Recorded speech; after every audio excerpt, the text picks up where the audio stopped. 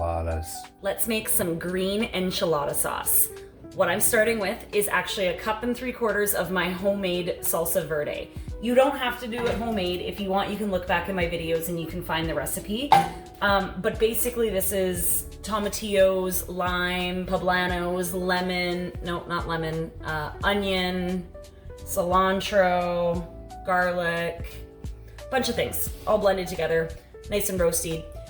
You can also buy your green enchilada sauce. This is super good though, why not? And to that, I'm gonna add about 1 cup of chicken broth. And all we're gonna do is we're gonna turn that on and let that simmer and thicken. So I mixed a couple of tablespoons of water and about 1 tablespoon of flour together into like a little bit of a roux. And we're just gonna mix this in because it's not thickening the way I want it. And this is gonna treat it almost like a gravy, which is great. Oh, and instantly, so much better.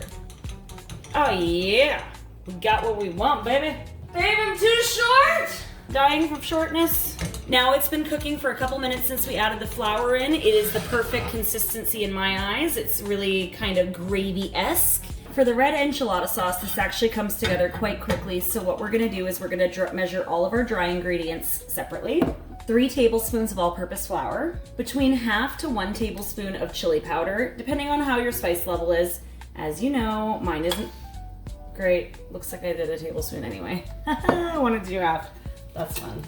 About 1 teaspoon of ground cumin, about 1/2 teaspoon of garlic powder to 1 teaspoon. A pinch of dried oregano, probably the equivalent of, I don't know, like 1/4 teaspoon. Salt to taste. Same thing with pepper, just to taste. And the last ingredient, and this is totally optional, but it is more traditional, is a pinch of cinnamon. I'm going light on the cinnamon because I'm very sensitive to it, so like a sprinkle. In a medium-sized pot, or in my case large because my medium is already being used, we're gonna add about 3 tablespoons of olive oil and bring that up to temperature so it's kind of shimmering. Make sure your whisk is handy. I'm gonna bring that down to medium. And we're gonna stir in our dry mixture, whisking constantly. We don't want this to burn. It's sizzling. Oh, yeah. You're toasting your spices. You're cooking out the flour. That's what it looks like. And then we're gonna put 2 tablespoons of tomato paste in. Really, you just wanna whisk this to ensure that there's no more lumps. Okay, so now you should have a paste similar to this, kind of grainy. Slowly whisk in 2 cups of chicken broth. This is just water because I'm gonna add my chicken concentrate after. And this is almost like making a roux. If you've ever made a roux, you know you want to slowly do this so that way you make sure it's all nice and incorporated and there's no lumps and bumps. If you're a vegetarian, you can totally use vegetable stock in lieu of chicken stock. I just don't have any vegetable stock right now, so we're gonna bring this up to medium-high heat. You're going to be whisking this often for about 5 to 7 minutes until it's kind of thickened and incorporated really well.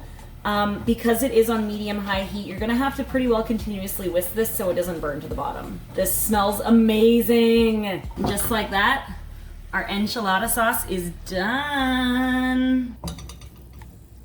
The last thing you wanna do to your enchilada sauce is put a teaspoon of apple cider vinegar in once it's off the heat. I just put it in this cup, but I'm gonna put it in and then shake it. All right, so now we're just gonna add some oil to our frying pan and we're gonna fry up our veggies that are gonna go in the enchiladas.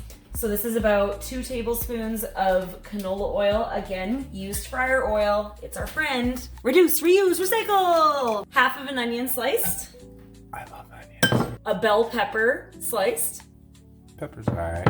A couple cups of sliced Napa cabbage that I have salted to draw the moisture out and drained. Isn't she awesome? Turn your heat on. Heat. And just mix around so food lube is on everything. Food lube. So we're gonna start building our enchiladas. I have my homemade queso here. You don't have to put queso in. I'm doing it just cause I got it. Why not, right? And then we're gonna take our chicken and just put it in an even layer on the inside of our enchiladas. Phil likes olives, so we're putting olives on his. I'm not putting them on mine because they take over the flavor of everything you put them in.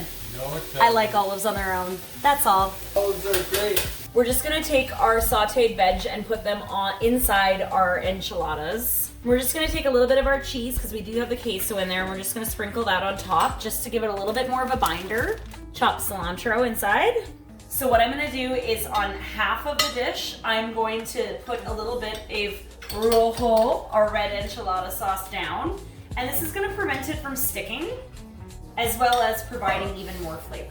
And we're gonna do the same thing with our verde on the other side. So you're gonna be looking for something like this. Didn't want it to all fall out. And all we're gonna do is roll these up really nice and tight and put them seam side down. Now we have them layered in our casserole dish like this. We're gonna do the same thing with our enchilada sauce on top. We're gonna do half of them red, half of them green. And now, look at how much enchilada sauce we have left over to put in our freezer. Just label the tops of your jars. This is no longer coconut milk. Label the tops of your jars what they are, throw them in the freezer, and they're good for like 6 months. Now that we've got our enchilada sauce on, we're going to top it with cheese. We're gonna put it in a preheated oven. I have it at 390. I don't know why I chose this number. Choose whatever number you want. 350, 375, maybe 375. That sounds like a good temperature.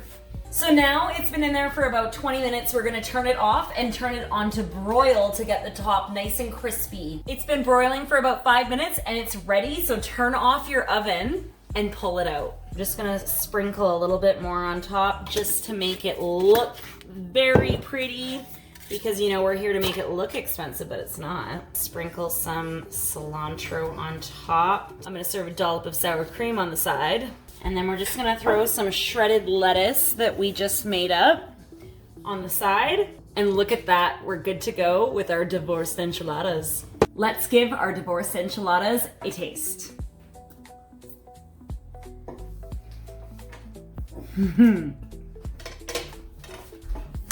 Wow. Spicy, but really good. Roja. I don't know. The red enchilada sauce I could try. And then I can give you an honest review of it all. Okay. The red is my favorite. The green has some crazy flavor. It's a little spicy for me. I'm not a spicy girl, you know this. But this is a banger. This wins. This is amazing. You have to try this. Looks expensive. It's not.